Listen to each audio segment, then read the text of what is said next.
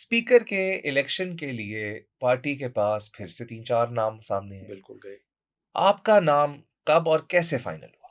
सफ्तान खान ज़मींदार तो सैफ अल मलूक कहता है कि मेरी तो ये 4 फाइलों की मार है स्पीकर का इलेक्शन, ये मेरे साथ मुकाबला कर ही नहीं सकते। अच्छा, इस सारे टाइम स्पैन में आप ऑपोजिशन लीडर थे, बिल्कुल ठीक हो गया। उधर हमजा साहब अपनी चला रहे थे सीएम। हाउस, और इधर जॉय साहब की ज़ेर सदारत यहाँ पे भी इजलास हो रहा था पंजाब असेंबली में।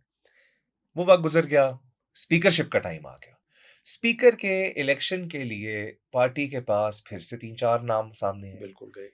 आपका नाम कब और कैसे फाइनल हुआ? मेरा नाम इस तरह फाइनल हुआ कि कुदरती मैं चौधरी परवेज इलाही के पास बैठा हुआ था स्पीकर ऑफिस में एज बिल्कुल ठीक। Opposition leader. बिल्कुल ठीक। हमारी रेस्क्यू वहीं होती थी ना। हाँ जी, ऐसे ही। सारे वहीं इकट्ठे होके प्लानिंग करनी, क्योंकि पैरेलल सेशन चल रहा था ऐवान इकबाल में। बिल्कुल ठीक। तो मुझे फोन आता है कि बॉस ने बात करनी है। तो मैं कहता हूँ जी बात कराएं। हाँ सिप्तैन तुम किधर हो? चेयरमैन साहब लाइन पे आके, सिप्तैन तुम किधर हो? मैंने कहा सर मैं तो इधर असेंबली में ही हूँ। नहीं, चौधरी परवेज इलाही किधर है? मैंने कहा जी वो बैठे हुए हैं अपने, फोन दो। मुझे चेयरमैन नहीं बताते कि मैंने बात क्या करनी है। बिल्कुल ठीक। तो मैंने कहा सर ये चौधरी परवेज इलाही साहब को मैं कहता हूँ सर इमरान खान साहब का टेलीफोन है। बिल्कुल ठीक। तो वो सुनते हैं, हाँ जी खान साहब अस्सलाम वालेकुम। अब मैं चौधरी परवेज इलाही की बातें तो सुन रहा था। बिल्कुल। हाँ जी, मैनू कोई इतराज नहीं, कोई इतराज नहीं, ਅਸੀਂ ਅੱਜ ਹੀ ਕਰ ਦੇਣੇ, ਅੱਜ ਹੀ ਕਰ ਦੇਣੇ। ठीक हो गया, ठीक हो गया। और चेयरमैन परवेज इलाही साहब टेलीफोन पकड़ा देते हैं मोहम्मद खान भट्टी साहब को। उस जमाने ही वो सेक्रेटरी जी, सेक्रेटरी असेंबली। ਤੇ ਮੈਨੂੰ ਕਹਿੰਦੇ ਨੇ ਕਿ ਲਓ ਜੀ ਤਿਆਰੀ ਕਰੋ। ਮੈਂ ਕਿ ਉਹ ਕੀ ਕਿਹੜੀ ਤਿਆਰੀ? ਕਿ ਤੁਸੀਂ ਇਲੈਕਸ਼ਨ ਲੜਨਾ ਹੈ ਇਹਦਾ स्पीकरशिप का।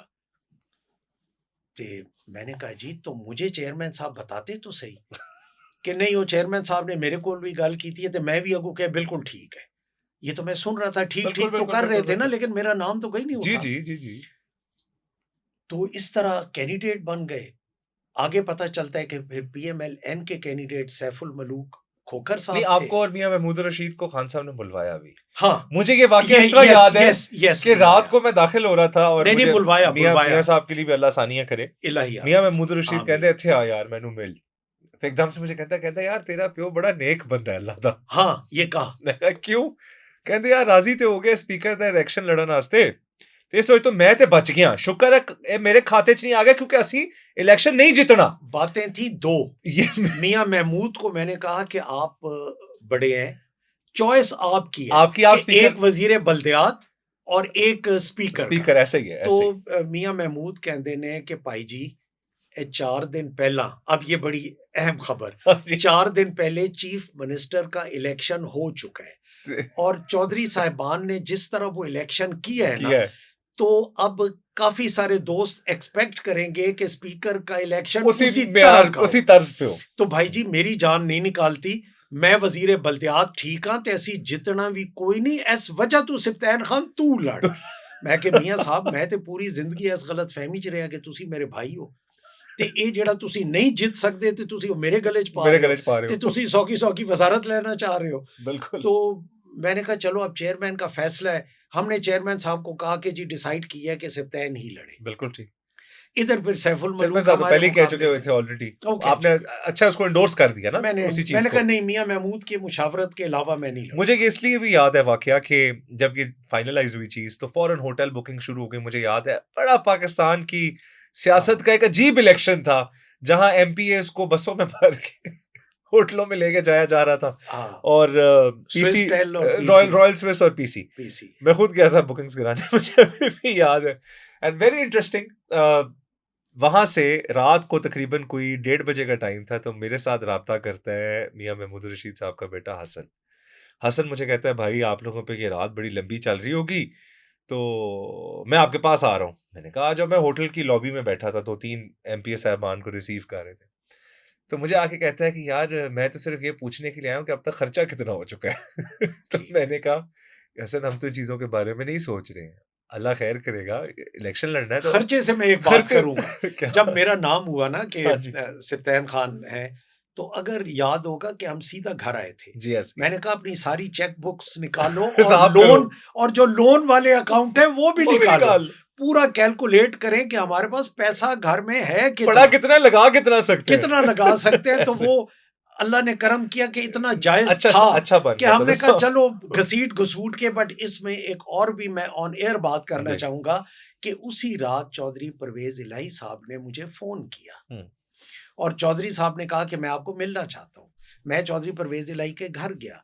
उन्होंने कहा कि सप्तान खान घबराना नहीं, मैंने पता है तुसी जिम्मेदार लोग हो, हाँ जी। तो जो आप मदद चाहते हैं मैं करने के लिए ऐसा तैयार ही हूँ। ऐसे ही और है, ऐसे ही। अल्हम्दुलिल्लाह चौधरी परवेज इलाही हयात है बिल्कुल। और अल्लाह उनको भी जिंदगी दे। इलाही मैंने कहा आमीन। सर मुझे 1 रुपए का भी तवक्को मेरे से मत रखें कि मैं किसी से लूंगा। लूंगा एग्जैक्टली मैं ऐसे ही। जीतूंगा तो अपने पैसे से जीतूंगा, खुदा नुकसान ना भी खास्ता करेंगे तो अपना हारूंगा, करेंगे। नुकसान भी होगा तो बिल्कुल अपने ऐसे ही। पैसे का होगा। बिल्कुल ऐसे ही। आपकी मेहरबानी मैं समझता हूं कि आपने मुझे दे दिए, बिल्कुल बट अल्हम्दुलिल्लाह ऐसे हमारे ही। हाथ क्लियर है, अल्हम्दुलिल्लाह। हमारी आंख किसी के सामने भी बिल्कुल नीचे नहीं है। बिल्कुल ऐसे ही है, बिल्कुल ऐसे ही। और वो इलेक्शन फिर रेस्ट इज हिस्ट्री, उसमें भी बड़ा इंटरेस्टिंग वाक्य है। कुदरती आज की बातें हो रही हैं तो बड़ा तगड़ा आदमी लाहौर का, बड़ा तगड़ा आदमी नून लीग की मीटिंग से उठा और उसने कहा कि यार इधर तो बात ही कुछ और ही हो रही है। फाइलों की बातें हो रही फाइलों की कि बातें 4 हैं। फाइलों की मार कहते ऐसे इतने पैर थे पर। एमपीएस नु कह रहे ने तू डीएच ते 4 फाइला ले ले, हाँ तू फलाने।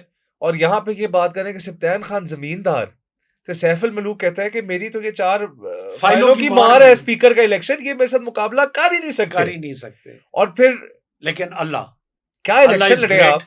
अल्लाह इज ग्रेट। और देखें हमने एक टेडी पैसा हमसे ना किसी ने मांगा, मैं मशकूर हूं। अच्छा एक बात आप नाम ना ले, मुझे पता है आपका मिजाज ऐसा नहीं।